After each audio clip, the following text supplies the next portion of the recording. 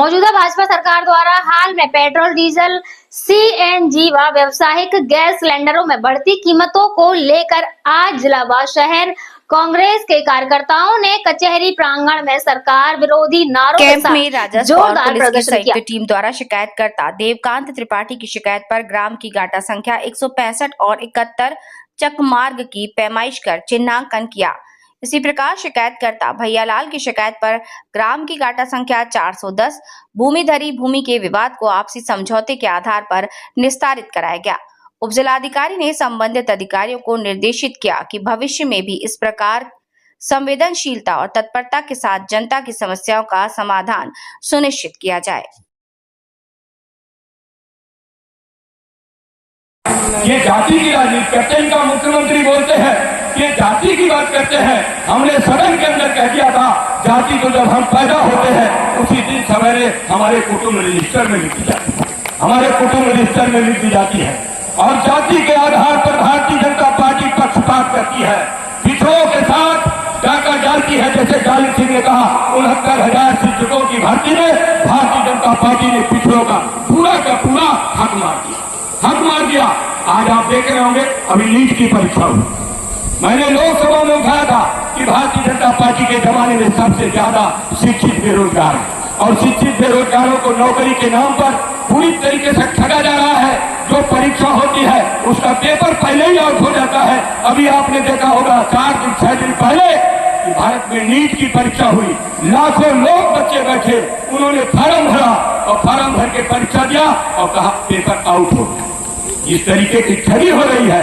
इसलिए समाजवादी पार्टी के सम्मानित बिल्की के सभी खलुआ के भाइयों आपसे यही कहना चाहता हूं कि आपको जनता के बीच में अपना मुंह खोलना होगा।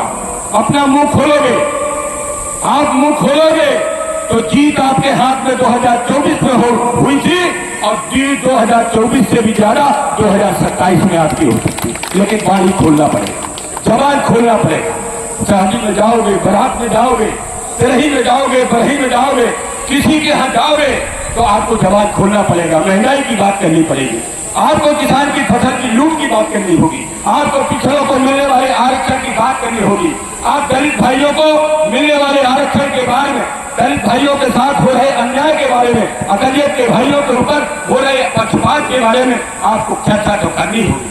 अगर आप चर्चा नहीं करेंगे, आप अपना मुंह नहीं खोलेंगे तो भारतीय जनता पार्टी बड़े बड़े उद्योगपतियों के माध्यम से भ्रामक प्रचार करती है। जैसे भ्रामक प्रचार के बारे में कहता हूं कि हमारे मंच के बहुत लोग जानते हैं और बहुत लोग नहीं जानते। अभी एक महिला आरक्षण दिखाया, महिला आरक्षण एसपीओ का आईपीएस को लगाकर बंगाल में आपने देखा 15 साल से सरकार थी, लेकिन क्या हुआ? जिस तरह गुंडाई की गई, जिस तरह के वो क्या कहते हैं वहां तानाशाही की गई, हमारे वोटर के भाइयों को घर से नहीं निकलने दिया। तो विश्वास रखना और उनको कहना चाहता हूँ ये धरती उत्तर प्रदेश है, ये धरती इनकी और फतेहपुर है। यहाँ पर हमने तानाशाह और सांसद और कई बार की मंत्री को हरा कर भेजा है। इस धरती में न चुनाव आयोग की चलेगी, न किसी गुंडे अधिकारी की चलेगी, न भ्रष्ट कर्मचारी की चलेगी, न चुनाव आयोग का भारतीय जनता आपकी चलेगी। और आपकी इसलिए चलेगी कि आप सब बहादुर साथी लोग हो। आप सब लोगों ने कभी दबना झुकना नहीं सीखा।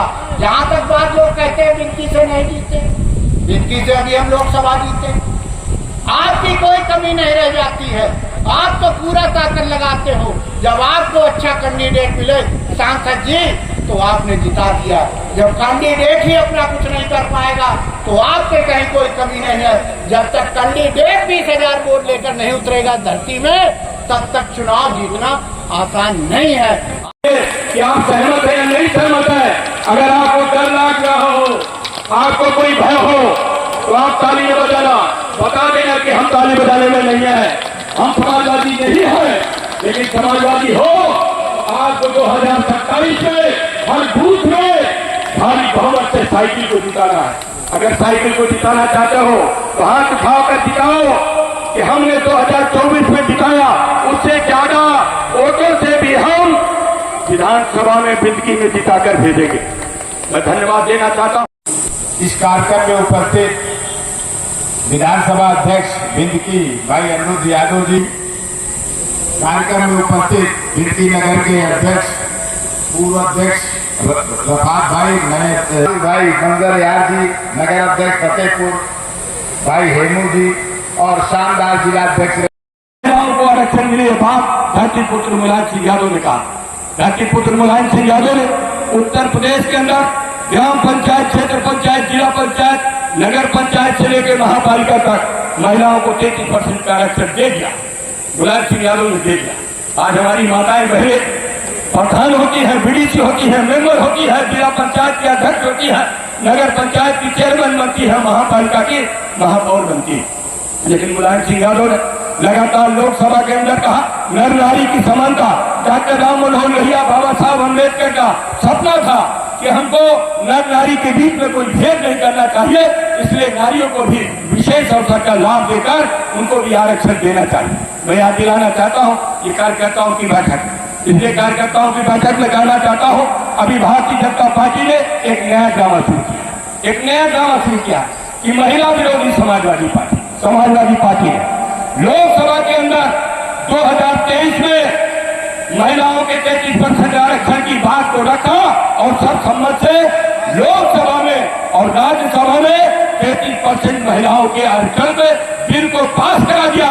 दोनों सदनों में पास हो गया, महामहिम राष्ट्रपति का दस्तखत हो गया। और उसके बाद भी भारतीय जनता पार्टी ने 2023 के बाद जो भी चुनाव हुआ, चाहे लोकसभा का चुनाव, चाहे राज्यों का चुनाव हो, उस राज्यों के चुनाव में भी भारतीय जनता पार्टी ने 33% महिलाओं का आरक्षण नहीं दिया।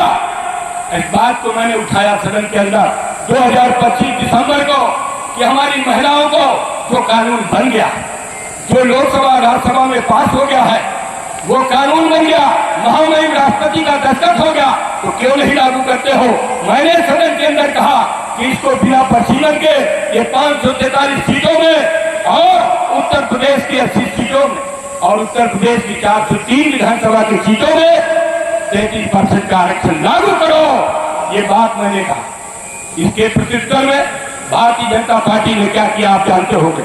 मेरे घर में अभी पिछले दिनों मेरे आवास में, मैं लोकसभा में था, मेरी पत्नी मेरे आवास में थी कानपुर में, और मेरे आवास में भारतीय जनता पार्टी के 25-30 अराजक तत्व, 25-30 महिलाओं को लेकर, 25-30 पुलिस वालों को लेकर मेरे घर में बाबा साहब भीमराव अम्बेडकर की जयंती की हमारे आवास में नौजवानों ने चित्र लगा रखी, उन्होंने होर्डिंग लगा रखी। बाबा साहब 14 अप्रैल को जन्म जयंती थी, उस जन्म जयंती की हमारे आवास में उनकी होर्डिंग लगी थी। धरती पुत्र मुलायम सिंह का चित्र था, लोहिया जी का चित्र था, सरदार वल्लभ भाई पटेल का चित्र था, अब्दुल कलाम साहब का चित्र था। तो उन चित्रों को फाड़ दिया और फाड़ करके मेरे आवास में, जहां पर मेरा पत्थर में नाम लिखा है नरेश उत्तम पटेल, उस पर जूता चलाया गया, जूता चलाया गया और जूते चलाए ही नहीं गए। उस वीडियो को भारतीय जनता पार्टी ने लॉन्च किया, पूरे देश में दिखाया कि समाजवादी पार्टी के ये पिछड़ा वर्ग का ये सांसद है फतेहपुर का, इसको जूतों से मारेगा। इस तरीके की बात हुई। आप ये सोचिए, जब इनकी हिम्मत ये है कि आपके द्वारा चुना हुआ एमपी जब लोकसभा में बोल रहा हो तो उसके घर में हमला हो, इसीलिए अखिलेश यादव जी ने कहा था ये हमला समाजवादी पार्टी पर है और पूरे पीड़ित समाज पर है, इसका बदला 2027 में वोट डालकर लेना है। ये बात मानी अखिलेश यादव ने कही। तो आप बताओ, अखिलेश यादव जी की बात पर 2027 के चुनाव में आप ही सीट बचाओगे और यहाँ से जो भी उम्मीदवार आएगा उसको भारी बहुमत से जिताओगे, तो हाथ उठाकर एक बार ताली बजाकर पूरे पीछे के लोग, पीछे के भी लोग